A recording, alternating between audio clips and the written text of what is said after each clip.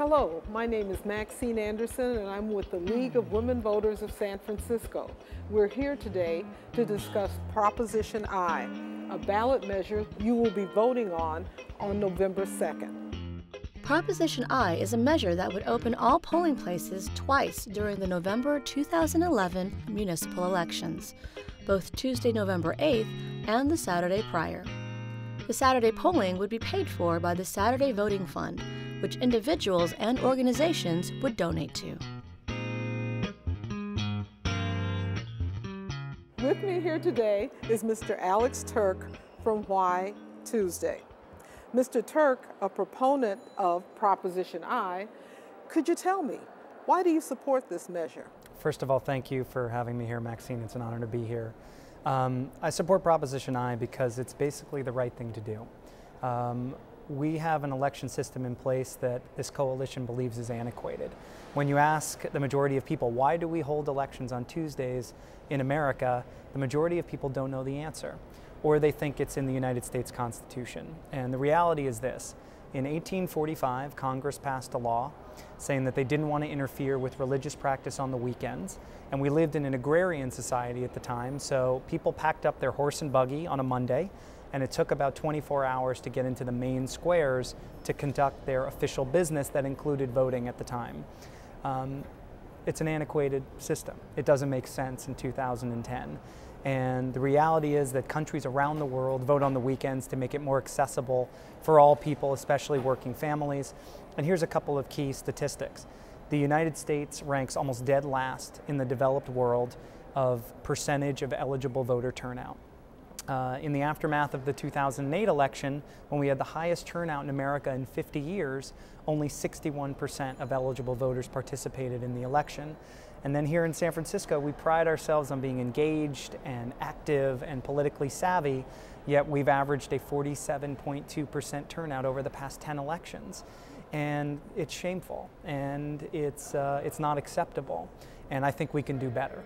So the idea of pushing an agenda where we should host elections on a weekend to make it that much more accessible for people on a day where the majority of people don't work is what we're trying to achieve.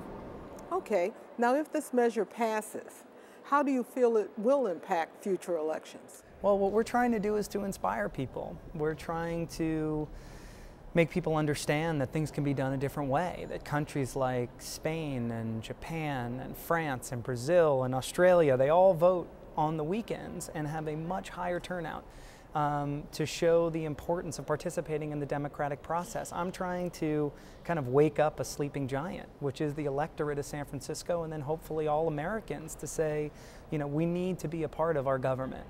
And as a father of a 6-year-old, I want to encourage my son to be a more active participant, and instead of rushing him to school and making his breakfast and his lunch on a Tuesday, I would love to wake up with him on a weekend and take our time and walk him through, why is Daddy voting for this or that on the ballot? Let him ask me some questions of why I might be supporting or opposing a certain measure, and then walk him down the street to participate in the process, because I truly believe if we engage our kids at an early age, they're going to be that much more apt to be involved in their community. And while we are so connected globally through the internet, we're still disconnected locally. Many people don't know their neighbors. And my hope is promoting voting on a weekend will bring out communities and people will be coming together around voting. That's what we're trying to achieve. Thank you very much, Mr. Turk. I'm now with Elisa Farenzena of the San Francisco Young Republicans. Her organization opposes Proposition I. Ms. Farenzena, would you explain why your organization opposes this measure? Absolutely. So we oppose Proposition I because of the hidden cost associated with the measure, and also because we feel that it's simply unnecessary. In terms of the cost, in any election, we need to find polling places to have them.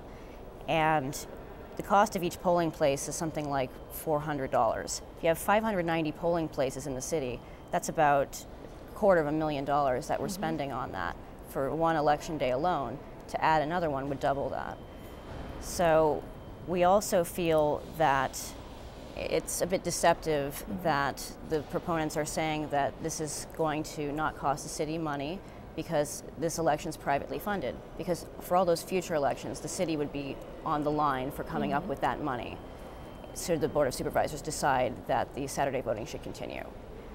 In terms of this measure being unnecessary, there are still, right now, plenty of opportunities for people to vote on Saturday if they so desire. In the 2 weekends leading up to the election, people can vote from 10 to 4 at City Hall if they would like to vote on the weekends. They can also vote early in City Hall during the week from 8 to 5, Monday through Friday. So there are plenty of opportunities to vote early in person, and you also have the opportunity to vote absentee if you would like to do so. And there are already about 40% of the voters in the city who are permanent absentee voters. So we also think it's just a bit unrealistic to talk about this community building aspect of the Saturday voting when so many of the people already are not going to the polls and don't really have a desire to go to the polling place in person. I see. Now, if this measure passes, how does your organization feel it will affect future elections? Well, it would increase the cost dramatically, and also the amount of work that the Department of Elections is going to have to put into each election going forward. So I mentioned the $250,000 figure of additional cost for adding an additional day of voting. That's a significant number given the fact that the city already has a $481 million budget deficit. There's no reason to add to that deficit.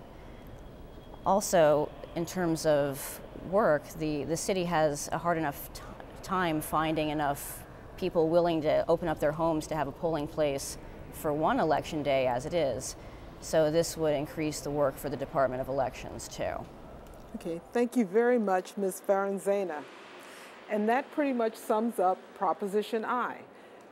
Please feel free to go to the League of Women Voters website at www.sfvotes.org for more information on the upcoming election. And don't forget to vote on November 2nd.